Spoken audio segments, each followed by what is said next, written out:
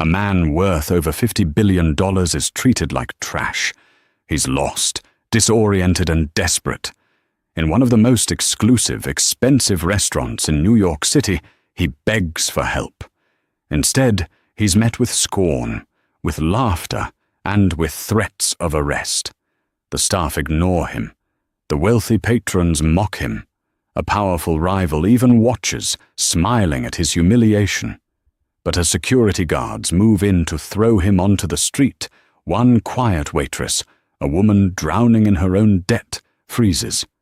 She hears him whisper a single desperate sentence in Japanese, and her life and his is about to change forever. Kaito Tanaka was a man who moved the world, but today the world was moving against him. As the CEO and founder of Tanaka Global, a technology and logistics empire that dwarfed nations, Kaito's face was synonymous with innovation in Tokyo, London, and Shanghai. His name opened doors that were sealed to mere kings. But in New York City, on a Tuesday evening in November, he was just another old man, lost and invisible. He was here for the most important deal of his life, the secret acquisition of Omnicorp, a move that would solidify his company's dominance for the next 50 years. To avoid the press and his rivals, he had flown in commercial, taken a local taxi, and checked into a modest 4-star hotel under a pseudonym. His security detail was under strict orders to remain 2,000 feet away. A ghost watch. The plan was simple: acclimate, review his strategy, and move to the penthouse suite at the St. Regis tomorrow, just before the 9 a.m. meeting. But Kaito liked to walk. It cleared his head. He had left his hotel for a simple stroll, breathing in the crisp, chaotic air of Manhattan. He turned a corner onto a quieter street, admiring the brownstones when it happened. It wasn't a violent mugging. It was artistry. A young man bumped into him, apologizing profusely. A second man, feigning outrage at the first, helped steady Kaito, brushing him down. "Are you all right, sir? Kids these days?" Kaito had nodded, thanked him, and walked on for 2 full blocks before the icy dread washed over him. His wallet was gone. His passport was gone. And his phone, a custom-built, encrypted device, was also gone. He was utterly disconnected. He tried to retrace his steps, but the city had already swallowed the thieves. He looked for his Ghost Watch security, but he was off his designated route.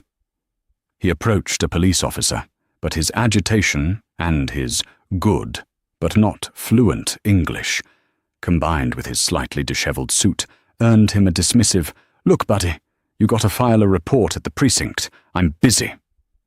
Panic, a feeling Kaito hadn't felt in 30 years, began to claw at his throat. He needed a secure line. He needed his embassy. He was a Japanese citizen, alone. He wandered for an hour, the sun setting, the city lights mocking him. He was cold, and a deeper, more primal fear was setting in. He saw a building with a grand, marble entryway.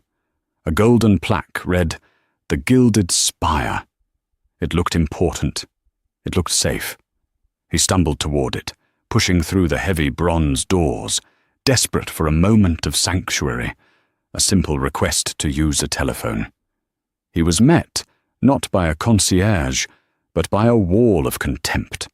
The restaurant was a sea of hushed tones, crystal glasses and old money. The man at the restaurant manager's podium was tall, thin, and wore a tuxedo that seemed permanently attached to a sneer. His name was Arthur Blackwood. "May I help you?" Blackwood's voice was a low, insulting drawl. He didn't look at Kaito's eyes, but rather at his suit, a bespoke Brioni, now slightly rumpled, and his windswept hair. "Please," Kaito said, his voice rough. "I need... phone. I am robbed. Please." Blackwood's smile was a thin, cruel line.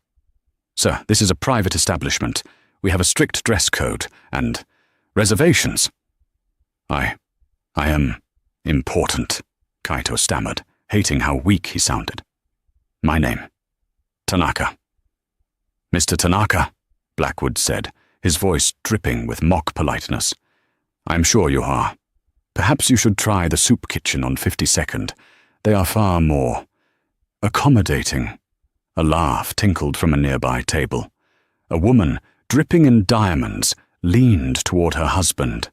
My God, Arthur, she whispered loudly. What is the city coming to? Just letting them in off the street. Kaito's face burned. He was the man who had dined with presidents, and he was being treated like refuse. You don't understand, he pleaded.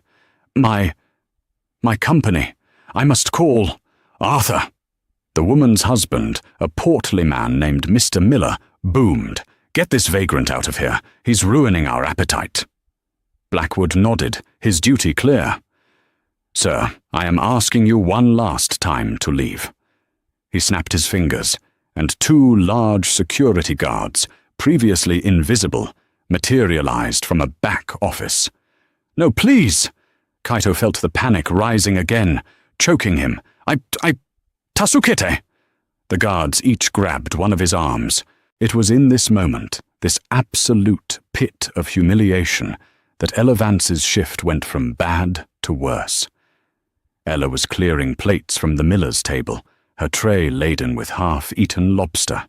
She was 23, but felt 40. She was a final-year student at NYU, majoring in international business with a minor in Japanese. She was also the sole provider for her mother, whose mounting medical bills from a failed experimental treatment for MS were a black hole sucking the life out of her.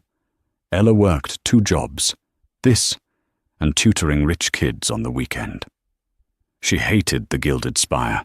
She hated the entitlement, the cruelty, and she especially hated Arthur Blackwood. She had been watching the encounter with the old man, her stomach twisting. He looked so lost. Now, as the guards began to haul him backward, he cried out. It wasn't the English, help! It was the Japanese, Tasukete. Ella froze. The tray in her hands suddenly weighed 1,000 pounds. The entire restaurant was watching the spectacle. The guards were rough, efficient. Kaito, a man of 65, was no match for them. He was being dragged across the plush carpet, his dignity stripped away with every inch. Sir, please do not make this more difficult, Blackwood said, smoothing his lapels as he followed the procession to the door. Kaito, in a final surge of desperate energy, planted his feet. Watashi wa Tanaka da! I am Tanaka, he shouted. Deremo shinjinai noka.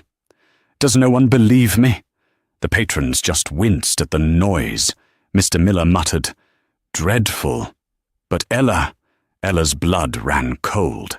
She didn't just speak tourist Japanese. She had lived in Kyoto for a year. She read the Nikkei newspaper online for her business classes. She knew that voice. She knew that face. It was older, more distressed than the photos in Forbes, but it was him. It was the Kaito Tanaka, the shark of Shinagawa, the man whose case study she had just written a 15-page paper on. Oh my God, she whispered. Her mind raced. This was impossible. But if it was him, this was the biggest mistake in the history of hospitality. Blackwood was at the door. Good evening, sir. Stop. Ella's voice cut through the restaurant. It was not a plea. It was a command. She had dropped her heavy tray. It hit the carpet with a muffled thud, but the crystal glasses on it shattered, a sharp, shocking sound that made everyone jump. Blackwood spun around, his face a mask of purple rage. Vance, what is the meaning of this? You're fired. Clean up this mess and get out. Ella ignored him. She ignored the stares, the whispers, the broken glass at her feet. She walked directly toward the door, her cheap waitress uniform suddenly feeling like armor. She stopped 2 feet from Kaito. The guards paused, confused by her authority. Ella looked Kaito Tanaka directly in the eyes. She gave a short, respectful bow, just as her sensei had taught her. "Tanaka-sama," she said, her voice clear and her accent perfect. "Gobuji desu ka?" "Mr. Tanaka, are you unharmed?" The world stopped. Kaito Tanaka's head snapped up. The desperation in his eyes was replaced by a flash of disbelief, so profound it was almost painful. He stared at her as if she were an apparition. Blackwood's jaw unhooked. "Vance, what are you talking about? Who do you think this—" Ella held up one hand, silencing him. She never broke eye contact with Kaito. "Watashi wa Ella Vance desu," she continued, her voice soft but firm. "NYU no gakusei desu. Tasuke ni kimashita.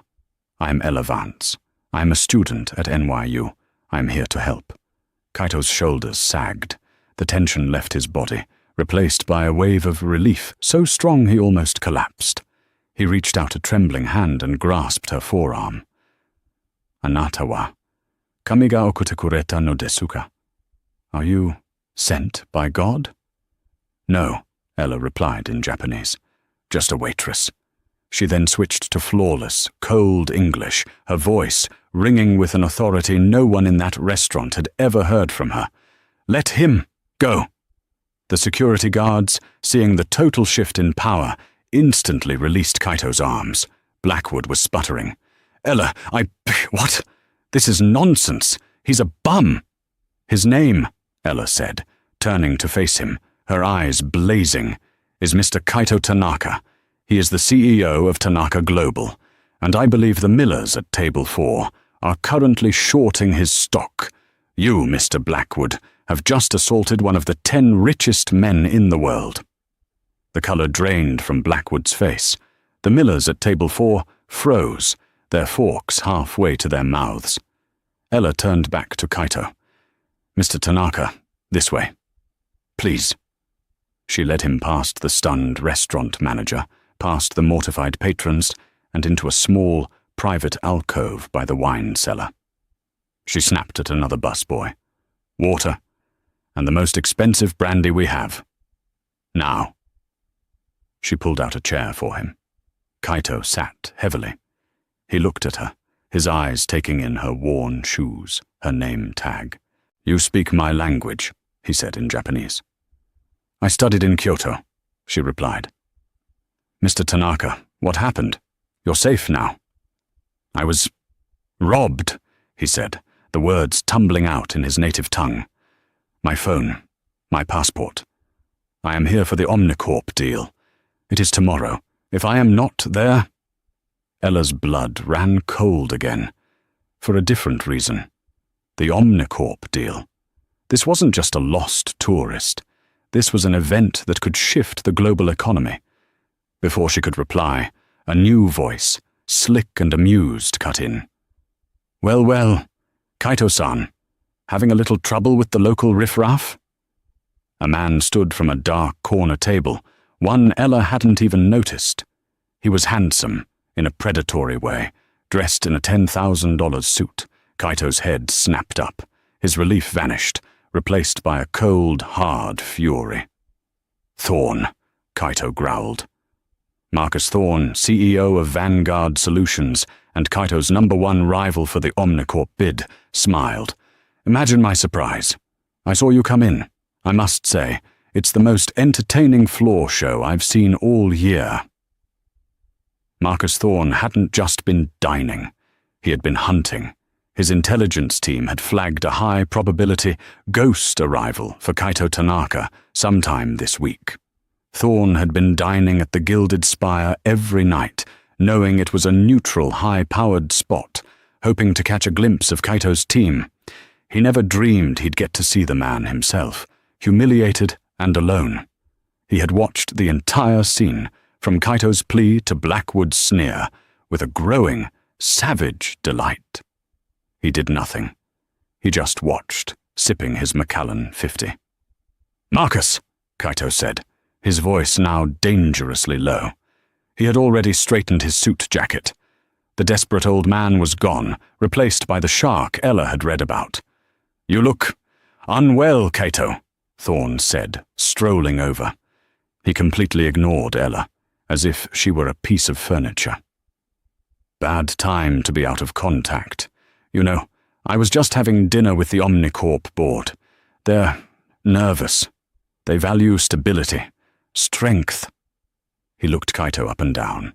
This is not a strong look. What do you want, Thorn? Kaito asked. Oh, just to help a colleague, Thorn said, his smile all teeth. In fact, my car is right outside. I can give you a lift. We can talk. Maybe we can come to an arrangement, a joint bid. Vanguard Tanaka has a nice ring to it, doesn't it? The threat was clear. Kaito knew what the arrangement meant.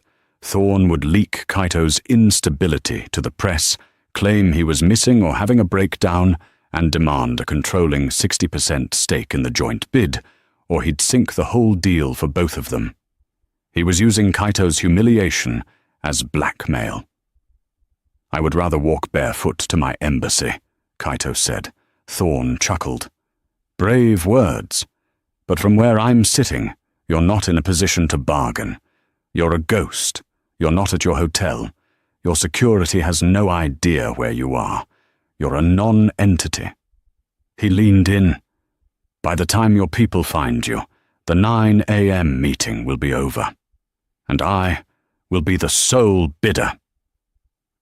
This was the trap. Thorn wasn't going to help him. He was going to abduct him in the most polite, corporate way possible. He would take him on a friendly drive for a few hours, just long enough for Kaito to miss the most important meeting of his life. He's not going with you. Ella's voice, again. Thorn turned, finally acknowledging her. He looked at her name tag. Ella, thank you for your service, but the adults are talking. She's right, Kaito said, standing. He was still shaky, but his voice was iron. I am in her care. Thorn laughed, a real, ugly sound. In her care? A waitress? Kaito, you really have lost your mind. What is she going to do? Protect you with a breadstick? Ella stepped slightly in front of Kaito. Her heart was hammering so hard she thought it would break her ribs. She was facing down two of the most powerful men on earth. Mr. Thorn, she said, her voice trembling only slightly. As a student of international business at NYU, I know exactly who you are, and I know what tortious interference is. You are attempting to sabotage a legal business contract, and right now I am the only witness, so I'd choose your next words very, very carefully. Thorn's smile faltered. The waitress had teeth. And, Ella added, as an employee of this establishment, I can tell you that your credit card was just declined. It was a total, bald-faced lie. But it was brilliant. Thorn's eyes widened. He reflexively patted his jacket. The idea of public, financial embarrassment was, to a man like him, worse than any physical threat. What? That's preposterous. Is it? Ella said, bluffing with all her might. Maybe you should go sort that out with Mr. Blackwood. I'm sure he'd be happy to have a loud, detailed conversation with you about your insufficient funds in the middle of the dining room. Thorn was caught. He could call her bluff, but if she was telling the truth, it would be a humiliation he'd never recover from. He looked at Kaito, then at Ella. He had underestimated the girl. This isn't over, Tanaka, he snarled. It will be, Kaito replied. At 9 a.m. tomorrow. Thorn shot Ella a look of pure venom. You'll regret this, little girl. You have no idea what you just stepped into. He turned and stalked out of the restaurant, shouldering a panicked-looking Arthur Blackwood out of the way to check on his bill. The alcove was silent. Kaito Tanaka looked at Ella, a new respect dawning in his eyes.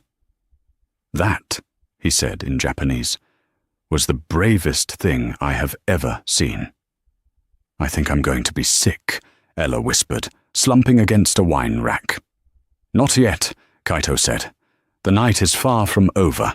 I must contact my team. I need a secure line. one that Mr. Thorne cannot trace. He looked around the opulent restaurant. I cannot trust this place. The manager, he is weak. Thorne may have friends here. He was right. Blackwood, terrified, was a liability. The staff, the other patrons. Thorne could have eyes everywhere. "Ella-san," Kaito said, using the respectful honorific, "I am about to ask you for a favor that is far, far too large. But I have no one else." "My apartment," Ella said, her mind already working. "It's small, it's cheap, but no one on earth knows it exists. And—" She took a deep breath. "My laptop is secure. My last internship. It was with a cybersecurity firm. I still have their VPN protocols." Kaito nodded, a small, grim smile on his face. "A student, a waitress, and a cybersecurity expert. You are a woman of many talents, Ella Vance." "We need a car," Ella said. At that moment, Arthur Blackwood, having confirmed Thorne's card, was, in fact, perfectly fine, scurried over, his face pale and sweating. "Mr. Tanaka, sir, a terrible misunderstanding. I had no idea. Please, your meal, it's on the house. A bottle of our best champagne. Anything." Kaito looked at him with cold, dead eyes. "You," he said in English, "are a fool." He turned to Ella. "How do we leave?" Blackwood, desperate, saw his one tiny chance. "My driver, my personal car. He's downstairs. Please, Mr. Tanaka, as an apology. He'll take you anywhere. The St. Regis? The embassy?" Ella and Kaito shared a look. It was perfect. "No," Ella said, taking charge. "He'll take us to my place. And Mr. Blackwood?" "Yes, Miss Vance. You will tell no one where we went. Not Mr. Thorne, not the Millers, not even the wind. Do you understand?" "Yes. Yes, of course." "Good," Ella said, helping Kaito to his feet. "Now, I'm going to need to clock out." The ride to Ella's apartment in Queens was a study in contrasts. They sat in the silent, leather-clad luxury of Arthur Blackwood's Mercedes, a bubble of wealth cutting through the gritty, vibrant streets of the city. Kaito stared out the window, his face unreadable. He had spent the last hour as a non-person and was now a passenger in a stranger's car, his entire empire hanging by a thread. Ella's apartment building was a 6-story pre-war walk-up. The lobby smelled of old carpet and disinfectant. There was no doorman, only a buzzing intercom. "It's on the 5th floor," Ella said apologetically, as Kaito followed her up the narrow, creaking stairs. "The elevator, it's not reliable." "It is authentic," Kaito said, his breath pluming slightly in the cool air of the stairwell. The apartment itself was small, meticulously clean, but overwhelmingly full. Stacks of textbooks, finance, Japanese history, corporate law, battled for space with stacks of bills.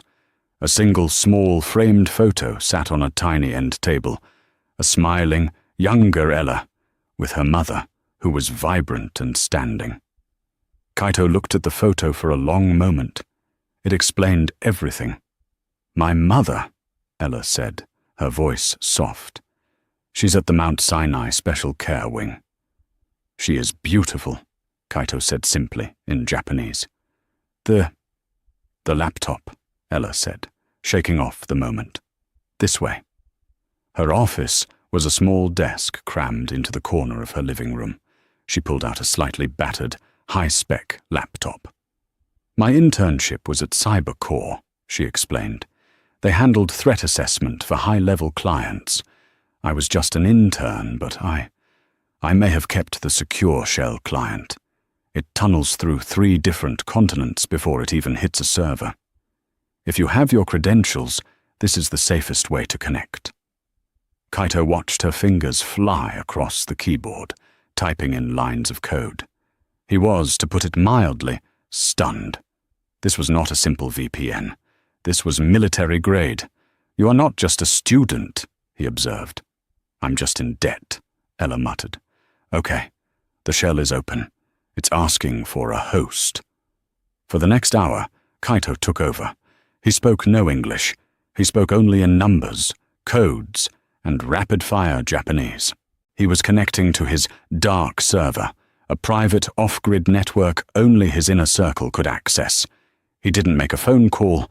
He initiated a secure three-way video teleconference. His two top executives, his head of security, a former JSDF intelligence officer, and his lead counsel materialized on the screen. Their faces were frantic until they saw Kaito, safe, in a strange floral-papered room. "Tanaka-sama, are you safe? We lost your signal." "I am safe," Kaito said. "I am with an asset. Listen, Protocol Kiri, Mist, is compromised. Thorn knows I am here. He attempted to intercept me." The faces on the screen went dark. "He is spreading rumors," Kaito continued, "that I am unstable, missing. He will use this to challenge my bid at Eero 900. We must move faster." "What are your orders?" his security chief asked. "Deploy Protocol Akai. Read. The full file. Send it to the Omnicorp board and to the Wall Street Journal as an anonymous tip. Time it for Eero 800 and—" Kaito's eyes narrowed. "I want a new location for the meeting. My location. 0900. Send a car." To this address.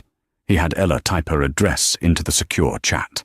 "But sir," his lawyer protested, "that file, it contains the leverage on Vanguard's German subsidiary, the illegal leverage." "Yes," Kaito said, "it does. Thorn wishes to play. What is the American expression? Hardball. We will play. And the Omnicorp deal? Will be signed," Kaito said. "But not at their tower. Here." "Here?" Ella squeaked. "In my apartment." Kaito held up a hand. "No, at your other place of work." He smiled, a thin, dangerous smile. "The Gilded Spire, private dining room, 0900. Make it happen." His team, now mobilized, scrambled to execute. The calls ended. Kaito closed the laptop. The silence in the small apartment was deafening.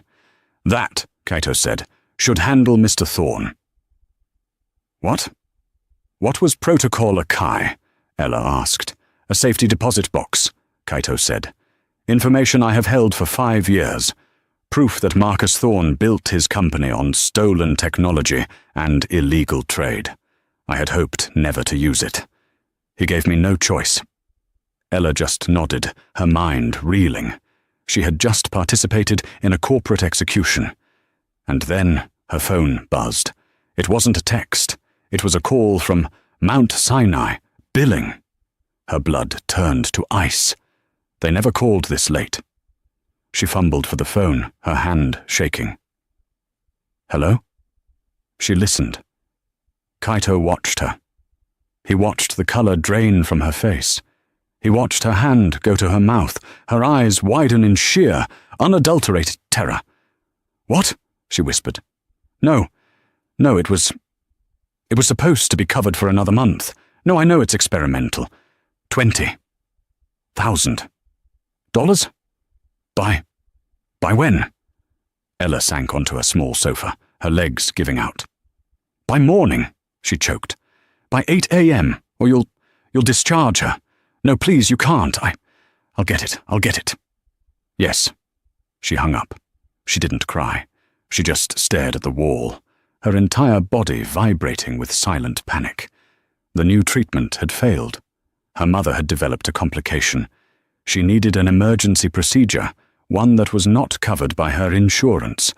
And the hospital, a cold, bureaucratic machine, would not perform it without a $20,000 deposit.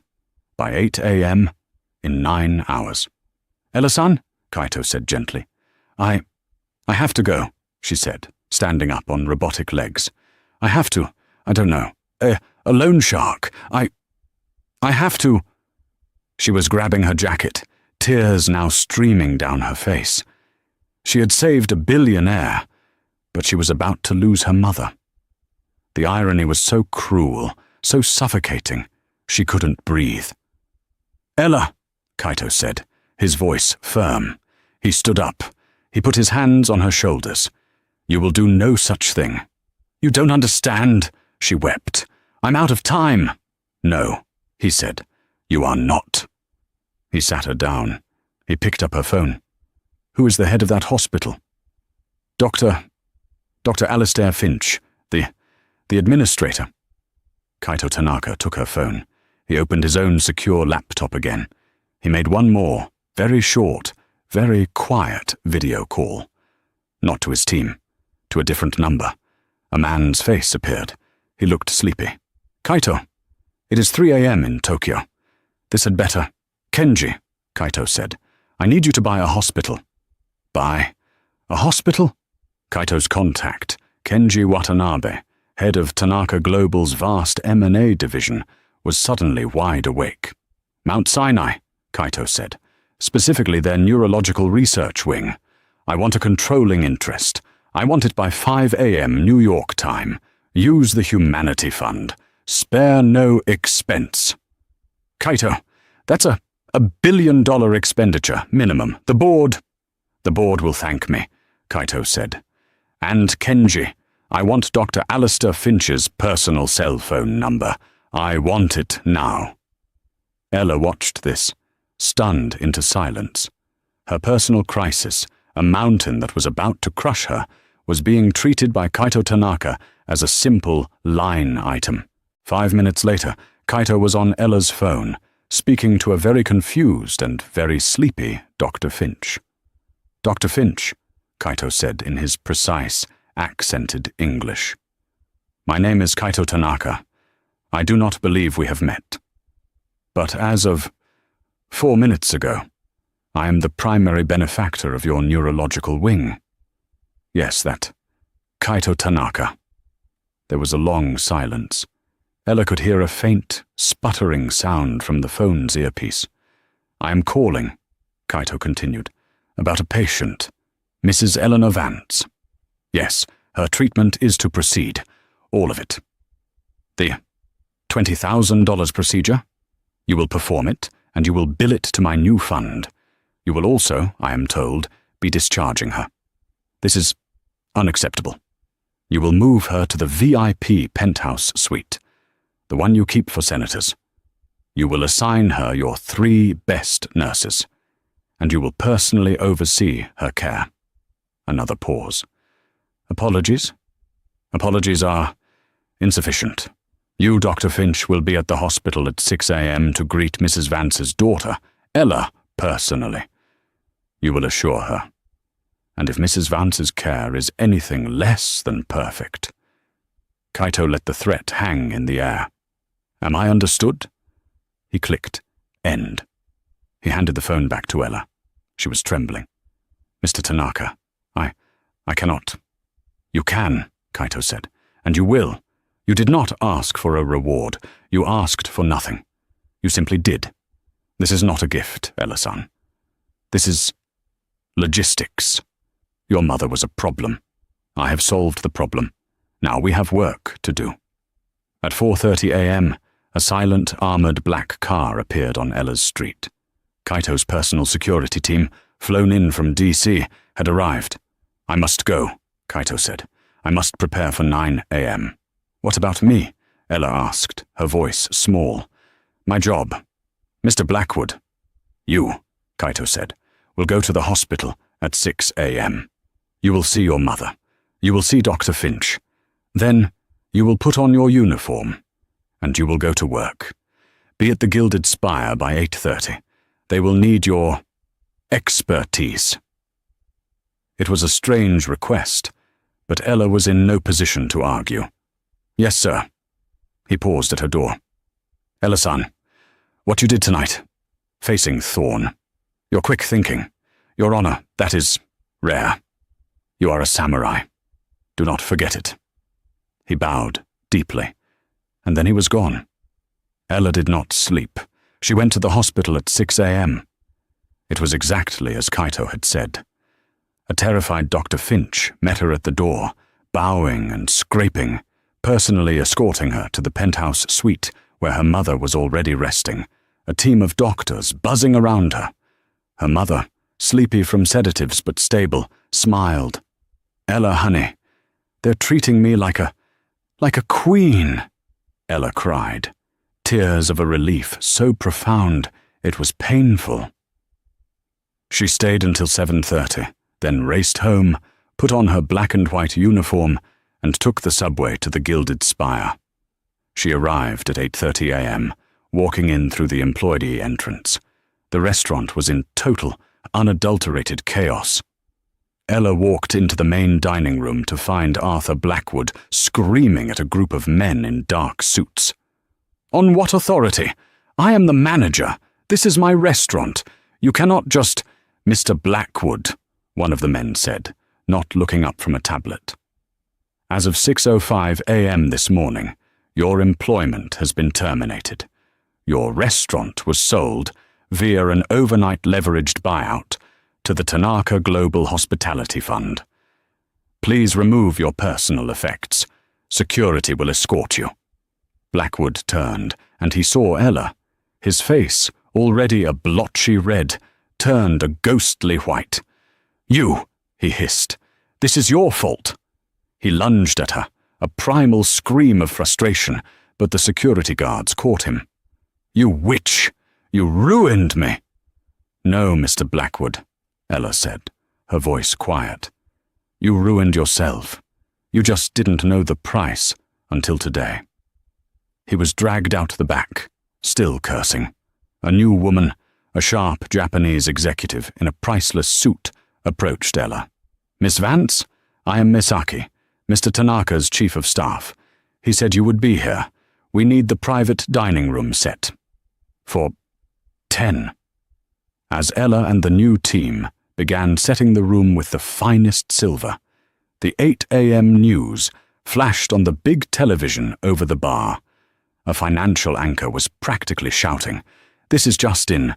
A catastrophic leak from Vanguard Solutions. Reports are surfacing of massive illegal trade practices. My God. We are getting word that German authorities have just raided their Berlin offices. Vanguard stock it's not just falling, it's in free fall. It's down 80% in pre-market. This is a bloodbath. CEO Marcus Thorne well, we're hearing he's been detained by federal agents at his home. We repeat, Marcus Thorne is in custody." Ella just placed a water glass on the table.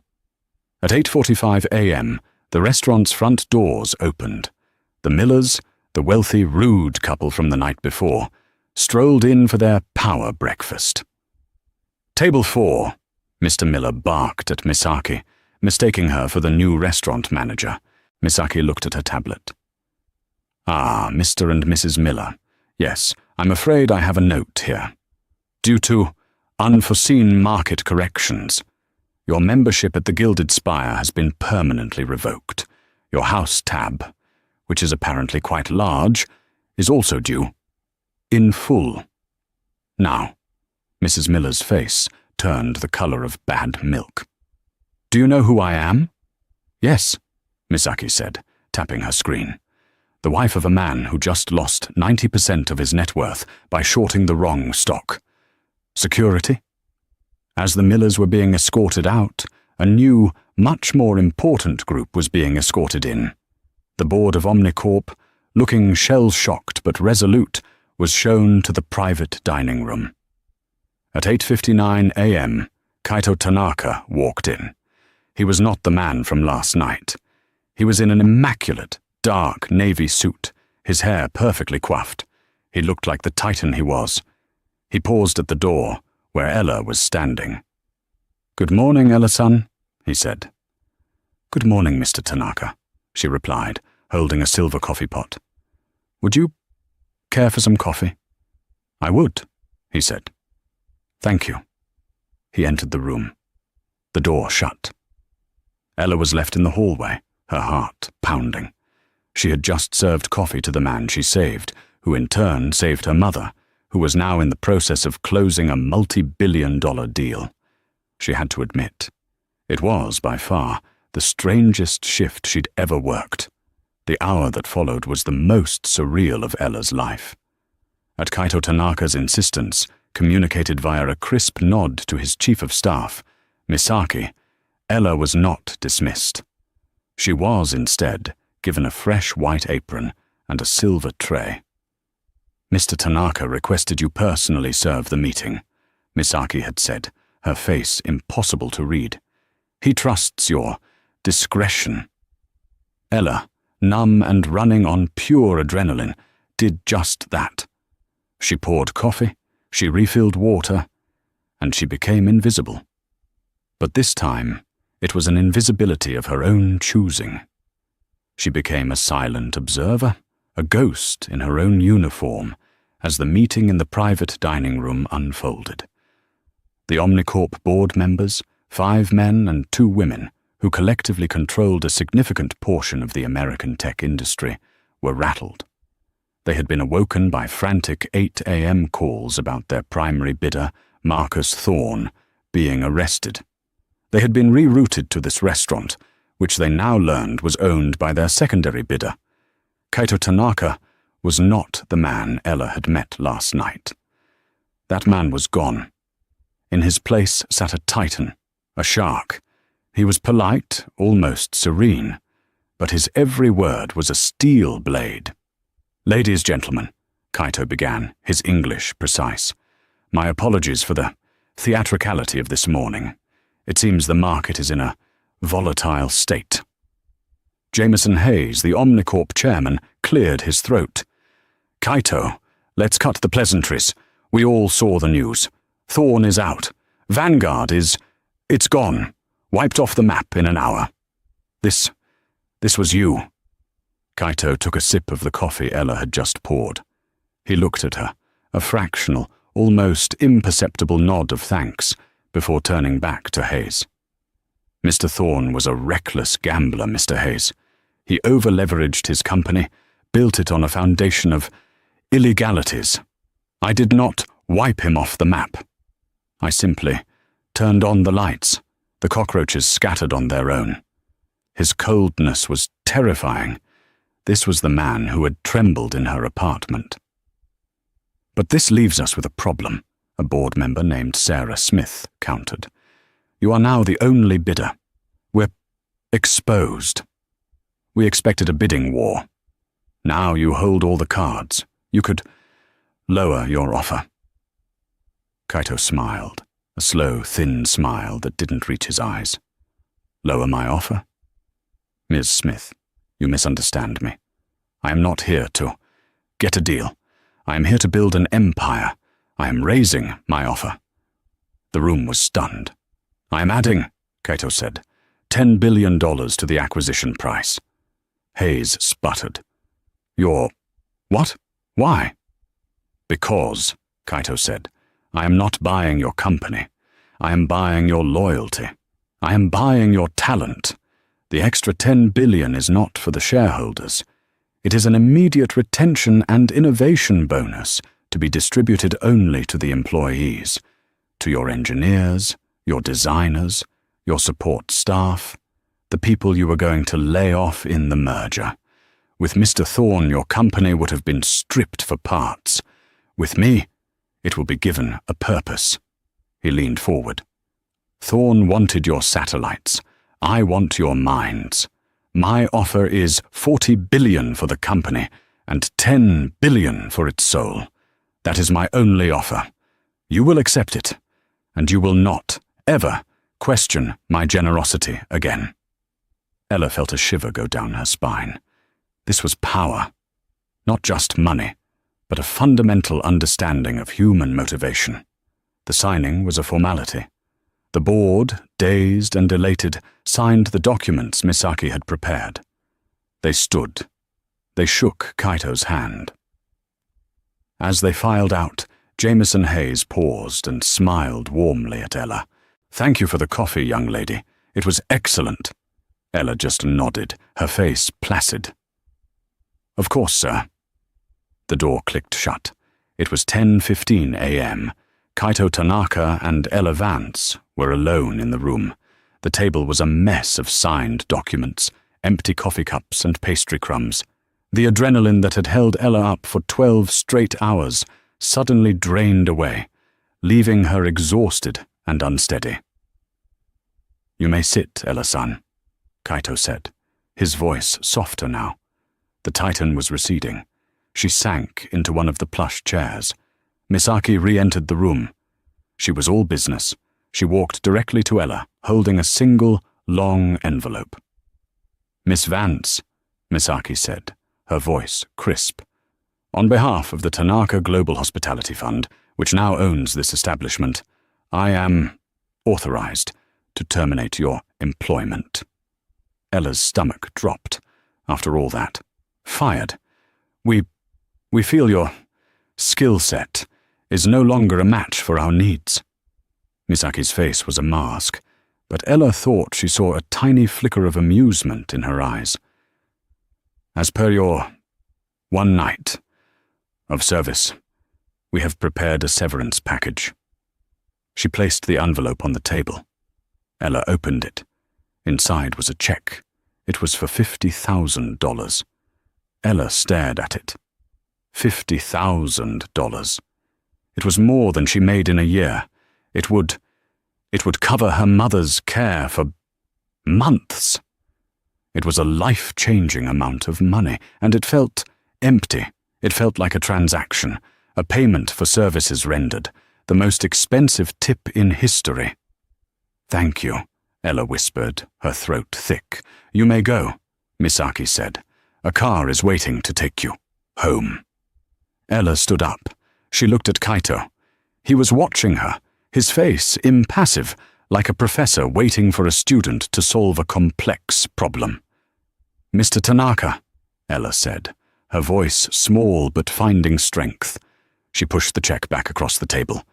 Misaki raised an eyebrow. Kaito did not move. "Mr. Tanaka, I cannot accept this." "It is a fair price," Kaito said.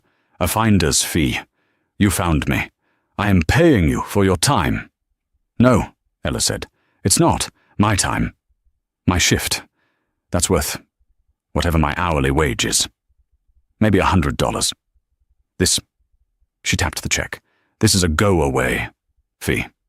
This is, thank you, you've been dismissed. And I can't take it." "You are a fool, then," Kaito said, his voice flat. "I might be," Ella agreed, tears welling in her eyes, born of frustration and exhaustion. "But I want to thank you. Not for this. I want to thank you for what you did for my mother. That wasn't business. That wasn't a finder's fee. You saved her life. You called a doctor at 3 a.m. You bought a hospital wing." She was crying now, but she didn't care. "I can never repay you for that. Never. Taking this money. It feels like it's trying to put a price on that. And it's insulting. So thank you, Mr. Tanaka, for my mother. The rest, you can keep it." She turned to leave, her legs shaking. She was walking away from $50,000. She was walking away from the strangest night of her life.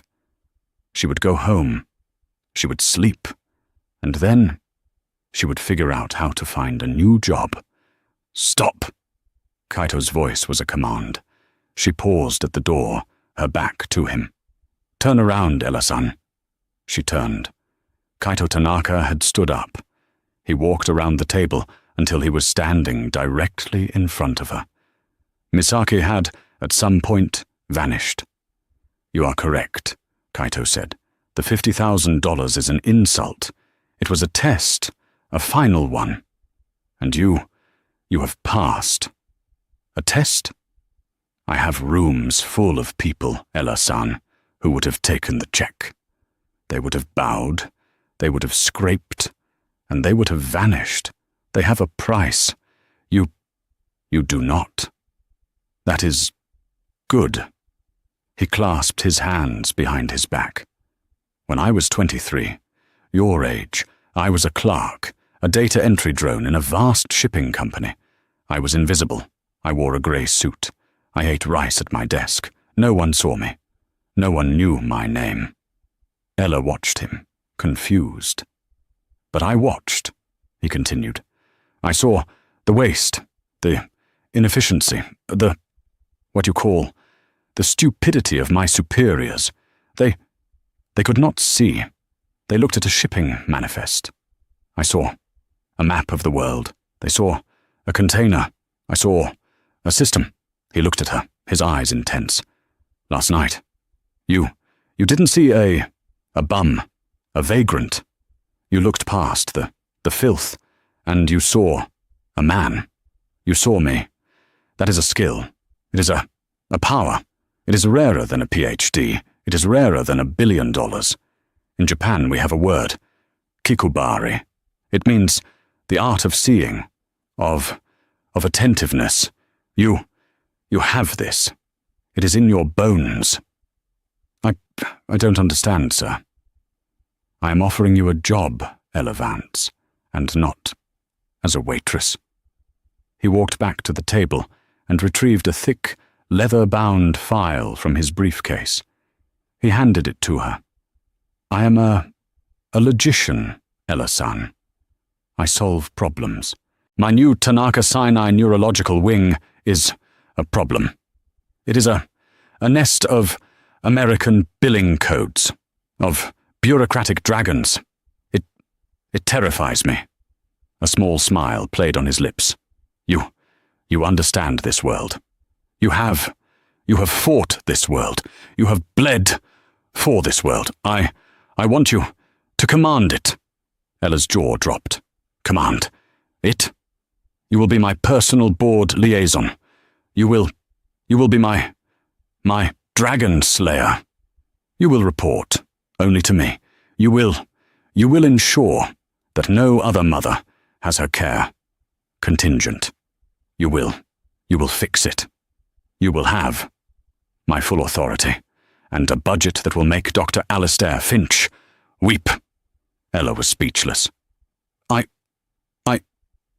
I'm a student. I don't know anything about running a hospital. You know what is wrong with it, Kaito countered. That is more than my experts know. You will learn the rest. He held up a hand. But that is a small task, what you call a side hustle. He tapped the folder. I have a foundation, the Tanaka Cultural Exchange. It is my guilt fund. I have so much money. It becomes a burden. I try to give it away. My people, they give it to museums, to operas. They build bronze statues of me. He rolled his eyes, a gesture so human it shocked Ella. I want to give it to people like you. People with gammon, endurance, to suffer and not show it, to fight. People with hun, a true self. People who are invisible, but who have a fire inside. He was inches from her now, his passion a palpable thing. I want you to be the new director of my foundation.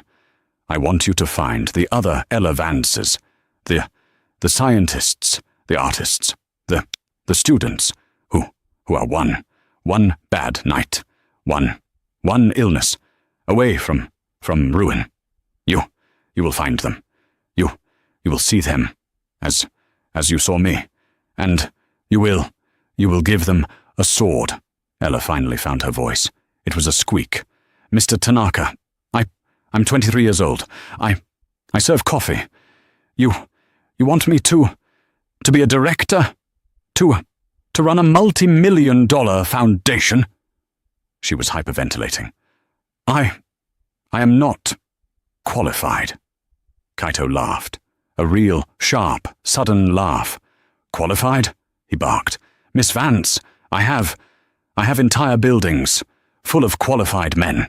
They have MBAs from Harvard, from Yale, and every single one of them would have left me on the street. They would have bowed to Marcus Thorne. They would have sold me, sold you, sold their own mothers. For a 2% gain. He was shouting now, his face alive with a fierce, burning energy.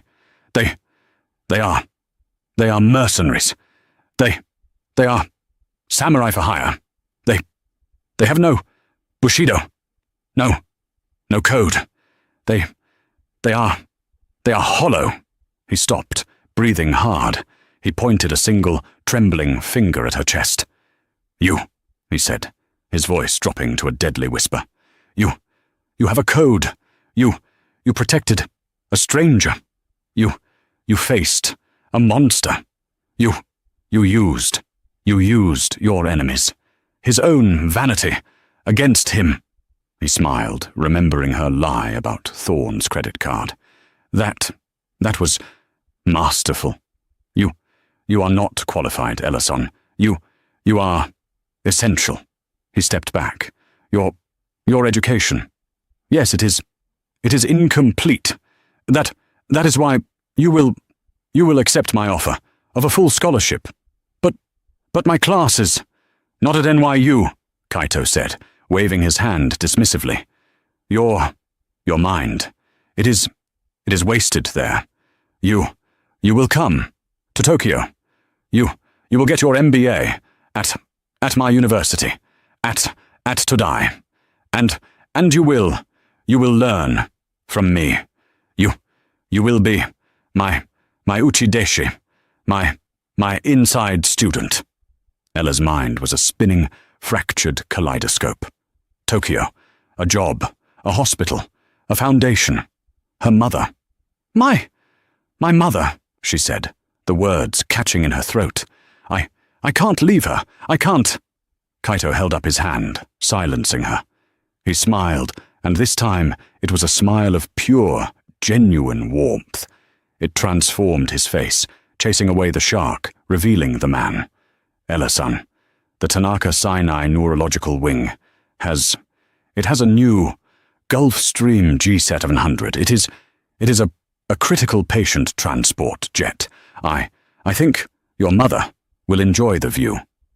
She will have the best doctors in the world, in Tokyo, in New York, wherever she wishes to be. That is your decision. As the head of her care team. Ella looked down at the leather folder in her hands. She looked at the $50,000 check, a bribe, still sitting on the table. She looked at the half-eaten pastries, remnants of a world she had only ever served. And she looked at the man in front of her. Not a billionaire, not a victim, but a sensei, a mentor. I don't know how to be a director, Mr. Tanaka, she whispered. I will teach you, he said. I don't know how to live in Tokyo. You will learn, he said. You speak the language of my heart. The rest is just vocabulary. A single tear rolled down Ella's cheek. It was not a tear of fear or of sadness. It was a tear of release. The crushing weight of her life, the bills, the fear, the hopelessness. It was just gone. She wiped the tear away with the back of her hand, smudging a bit of... Was that lobster? From last night? She opened the folder. Inside was a contract, thick and heavy, written in both English and Japanese. At the top it read, Employment Offer, Ella S. Vance. Kaito pulled a pen from his inside pocket.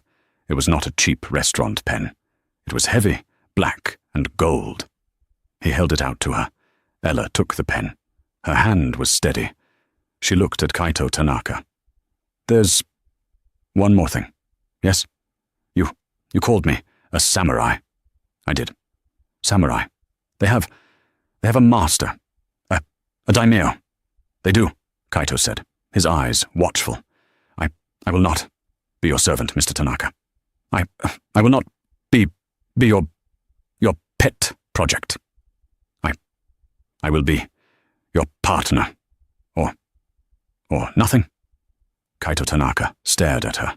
The silence in the room stretched. He had offered her the world, and she was negotiating. And then for the third time, Kaito Tanaka smiled. But this smile was different. It was not a shark's smile or a warm smile. It was a smile of pure, unadulterated respect. A partner, he mused. He extended his hand. A junior partner. For now. Ella smiled back. For now. She clicked the pen, and on the last page of the contract, next to Kaito Tanaka's own powerful signature, she signed her name. And just like that, a single act of kindness, a single word in the right language, changed everything. Ella's story shows us that you never, ever know who you're talking to.